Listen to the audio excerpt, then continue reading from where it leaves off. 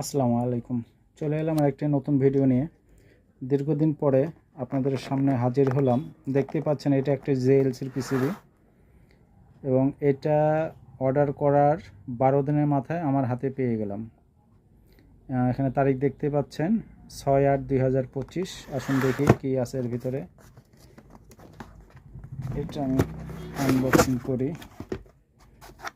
দেখতে পাচ্ছেন আপনারা ইতিপূর্বে যারা MR85 100 125 যে মাইক মেশিনের ড্রাইভার বোর্ডগুলো ব্যবহার করেছেন ওইগুলো ছিল সিঙ্গেল লেয়ার, আর এটা আসলো নতুন রূপে ডবল লেয়ার।